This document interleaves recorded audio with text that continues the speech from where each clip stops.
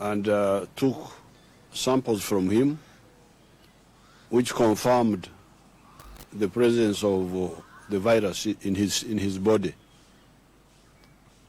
He was not coughing, he was not sneezing, but he had a temperature. Now, this is of course bad to have these cases, but they have also enabled us to handle these cases directly ourselves instead of hearing stories from other people.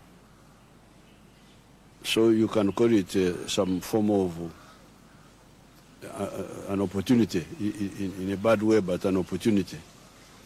Therefore, our people started treating him using the treatments which they know. And the man started improving. The temperature came down. He had developed red eyes. They are clearing. And this morning I spoke directly with the doctors involved. They said even his appetite had come back. So in a funny way, I'm also happy that we are now fighting this virus directly instead of hearing stories from other people. Then there were the 8 others. These 8 had come separately. Some had come on the Emirates plane, and others had come on the Ethiopian. There was a little bit of a mix-up with these 8 because they were identified by the temperature monitors at the airport, and they were told to step aside. And then they were taken for screening, for tests. When the first test came in, one of them was negative. And this doctor who was on duty made a mistake. He sent these people, he said, you go, you are negative. All of them, the 8. But when the other samples came in, they were positive. Therefore, these people said, where are the people? Oh, the doctor said, I've sent them away. But they have all now been traced. The 5, the 1, the first one, plus the 4 others in Entebbe area, Entebbe hospital. Then there is one in Masaka. And then there are 2 who are being brought back from Kayunga. And those are, that finishes the number, the 9. Those are 8. Where is the other one? Makindi. One of them has been identified in Makindi. So they have been identified. But that means they had mixed with some people. They had interacted with some people in the town. But this is the work of what they call the surveillance teams. They will identify all the people they ever interacted with and contact them and check them. There are other samples which are being tested, but up to now, the confirmed ones are 9, are the 9. But as I told you at the beginning, the treatment seems to be working, at least in the case in the morning. At that time there were 4 in Entebbe, and the doctors told me that the 3 were improving. It was only 1 who still had a fever. The first one his last thing to recover was appetite. Appetite was beginning to come back. But what was interesting, from what the doctors were telling me, was that all this time he was really eating, although even when the appetite was down, but he was eating. They never fed him through the veins, which means he was not so badly off. So therefore, this means the people who escape and try to hide are endangering themselves unnecessarily. There is a possibility that even if you are infected, you can be treated. As I told you from the very beginning, on the first broadcast, I told you that this disease is very infectious, but at the same time, the kill ratio was not so high. It was not like Ebola. Ebola, you remember I told you on the first broadcast, I told you Ebola was killing 67% in Uganda. Out of 100 people infected, 67 would die. But this virus in China, the figure was around 3%. But in Italy, it seems it has gone up a bit. It's like 15% or something like that. So there is a possibility that you can be treated. Therefore, anybody trying to hide is actually endangering himself unnecessarily and also endangering others.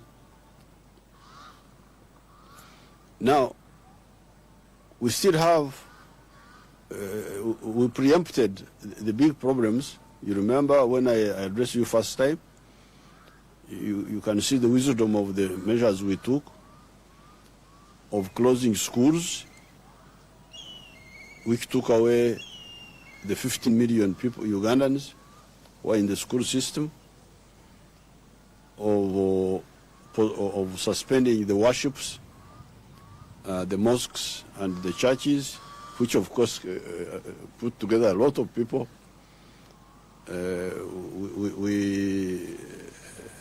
We also handled some other groups, big groups, but we still remained with the problem of public transport. It is still a problem. It's the only problem I'm still worried of in my head. And you remember I told you, please, do not use this public transport if you don't have to. Postpone those journeys of using public transport. If you don't have your own transport, stay at home or walk or cycle to the workplace. This is the only point that I am a bit concerned about. I am therefore monitoring the situation. Let us see how these people who went into the population from the airport, how far they circulated, and we see their associates. And if we find that the problem is growing, then the next thing you shall do is to suspend public transport. But that one, let's wait and monitor more. Yesterday and this morning I checked with our factories. I was thinking about the bicycles, because you see the problem of transport has two parts. There are the towns and the cities. If the cities and the towns had enough bicycles, Obugari, bicycles, by now I would have suspended public transport in the towns. Because people can cycle to wherever they want to cycle, 12 miles up to Matuga, up to Namanve, cycling is actually even healthier than sitting in cars. It is free. So I've talked with the Ruero Industries and told them to urgently put up a cycles factory. I also talked to Barbara Mruana and to Honorable Amelia Chambade to see whether we cannot revive the Roadmaster factory of cycles, of bicycles, of Namanvi. We may have to bring in, so that may have to be the answer, because with the bicycle you are by yourself. You are not part of this group. You are not with the border. Somebody even border, because you never know whether the border. You keep the company you want to keep. The answer, if this virus persists, we shall get rid of public transport and promote the bicycles. Now, of course, you cannot bicycle from Rida to Kampala. That one we may have to suspend. We may have to say, as long as the factories are working, because for me, I am worried about, apart from fighting the virus, my next worry is production. And the production centers are the factories and the farms. I have no worry about the farms, because the farms, people are busy, they are not in crowds, they are isolated. A man is in the garden with his wife, there is no danger. And you remember in my speech the other day, I said these were 33 million Ugandans. These were in the gardens, 33 million. So then you have the 15 million children who went home. So really the endangered population are the ones in the town who keep using this public transport. But if we solve the problem of public transport by, for instance, temporarily shifting to the bicycles, then the intercity transport, long distance, we may have to suspend it, to suspend it. Otherwise, when I need to remind you again of the 3 points about the virus itself, the science of the virus. Number one, do not allow anybody near you who is coughing or sneezing out. People who know English, they said sneezing means only sneezing out. That's what they told me. I said, how about sneezing in? They said, that is sniffing. I said, but sniffing, I thought sniffing was smelling or something.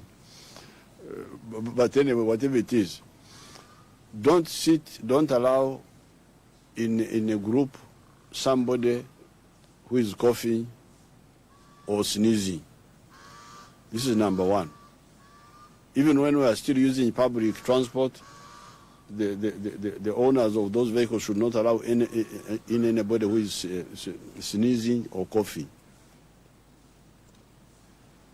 Number two, do not do anything without washing your hands. Wash your hands when you come from outside, from touching tables, from this. Wash your hands. When you wash your hands, the virus dies. There is the issue about the sanitizers. There are people who are crooks, who are overhiking the price of the sanitizers. But I want to tell you that you don't need the sanitizers. The soap is enough to kill that virus. We went into the science the other day when we were in Entebbe. The soap can kill the virus if you wash properly and you lather the soap enough. You wash the palm, you wash between the fingers, you wash at the back, and you give it enough time. By the chemistry of the soap, because the soap removes fat from our bodies. That's how it removes N0 dirt from our body. It reacts with the fats which are on our skins, the oils, and that's how they are removed. Now, these viruses also have some fat in their skin, and the soap will kill the virus. So those crooks should not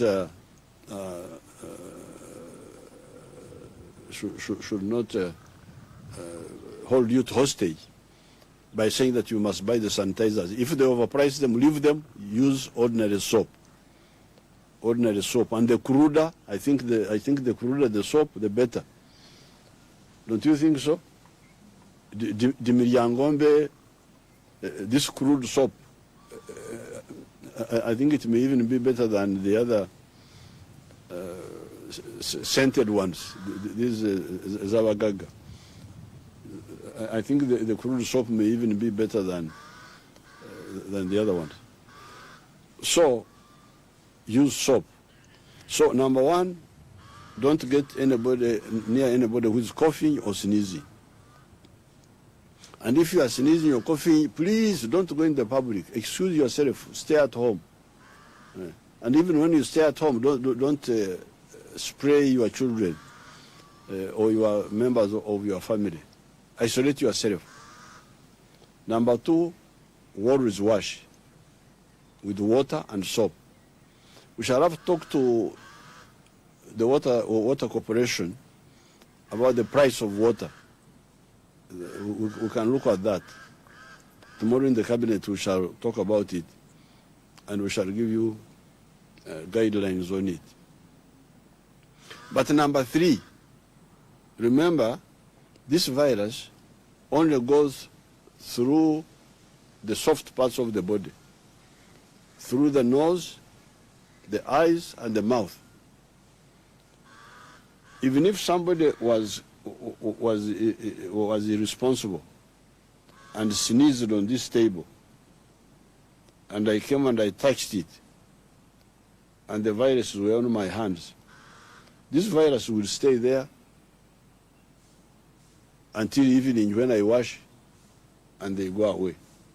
If I don't touch myself on the mouth, the eyes, or the nose. And you remember I told you how I always use my left hand to blow my nose, never this one. And I never make sure that my right hand never touches my... That's why you never see me clapping. When you are clapping like this, I just bang the table. Because I don't want this one, which I donated to the public, to mix with my domestic one. This is my domestic. This is public. The right hand is for public. This one is for myself. This was my own, our own. It was not actually mine. It was a reverend in 1959 who sensitized us when we were being confirmed in the church to take Holy Communion. He said, you never put your... When you are receiving the bread, don't put your right hand, because you are using it for non-personal needs. Use this one. So the point there is, do not touch yourself with the hand which you are using to open doors, to touch tables, to write. These pens are also the pens to count money in the market. Don't touch yourself with that hand. Especially don't touch yourself in the soft parts. So whatever happens to the virus, even if the virus was around, if we observe those three, the virus will eventually die. So it is the carelessness of those three that is really allowing the virus to enter our bodies. Now, then I am hearing crooks who are hiking the prices of food. I want to warn those people. I will send spies in the town. If I find anybody hiking the prices of food, I will cancel his license. His license will be cancelled because you are crooks. Because the food, fortunately, Uganda is not like other countries. The food is produced here. What has happened to make the food go up? What has happened? I am a farmer. The bananas are there. The cassava is there. The cows are there. So what has changed to make the beans? What has changed to make this expensive? So I warn, first of all, anybody who is overcharging, we shall cancel his license. We shall send people, they will come as if they are pretending to buy. They catch you red-handed, license is cancelled. You never trade here. And we shall never give you a license again because you are a crook. You take advantage of us.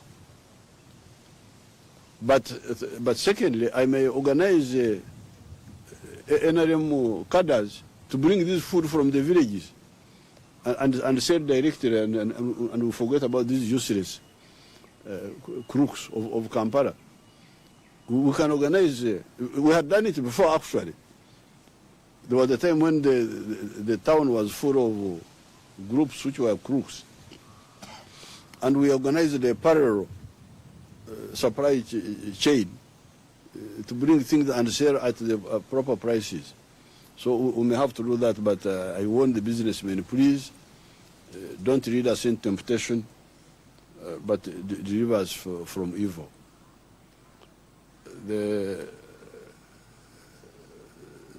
The other issue people were talking about was the testing center is very far. That's not true. The central testing center is in Entebbe, yes, but the reception points are all over the place. I asked the minister, and she said there were 100 in the whole of Uganda. And I said, how many are in Teso alone, the Teso area? The centers where they have the bottles to go for testing. He said in the Teso area there were at least 5. So if you want to check, you just go to the nearest health center. Don't burden yourself with knowing where to go, or finding out where the testing center is. You just go to your nearest health center 3. They will guide you. They will tell you where to go. They will take the sample. They know how to bring it to the center, and you will get results. There is a relay system. So, therefore, we are now in close, because the other time we were trying to prevent,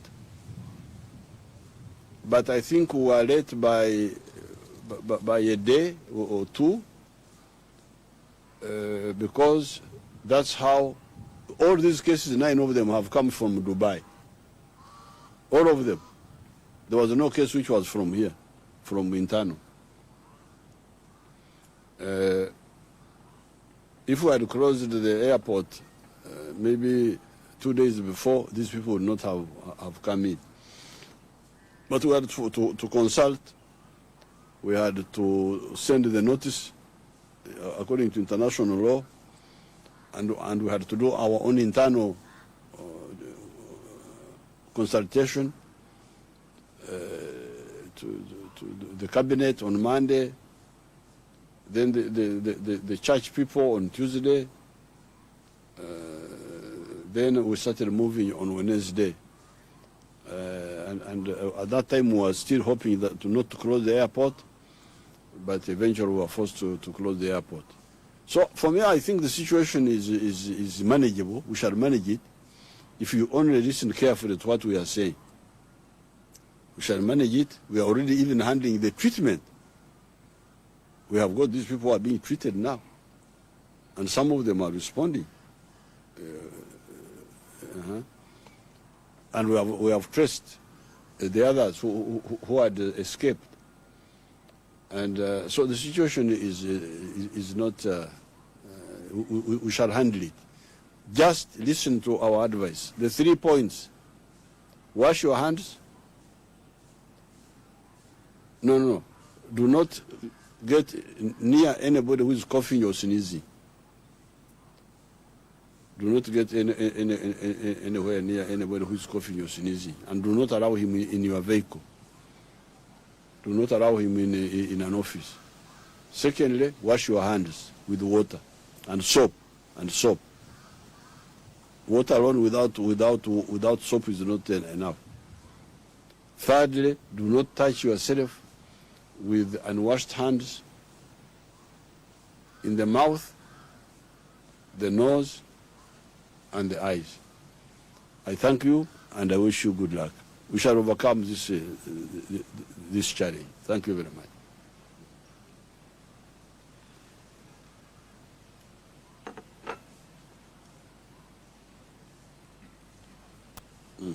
Okay. Anything else?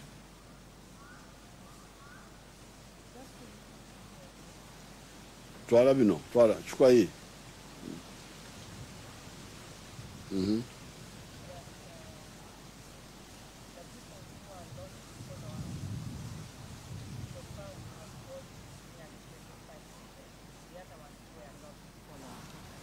Who were? Lost. The one I reported that were lost. Watch away. This will not press conference. Okay. Chukua mambo yenu.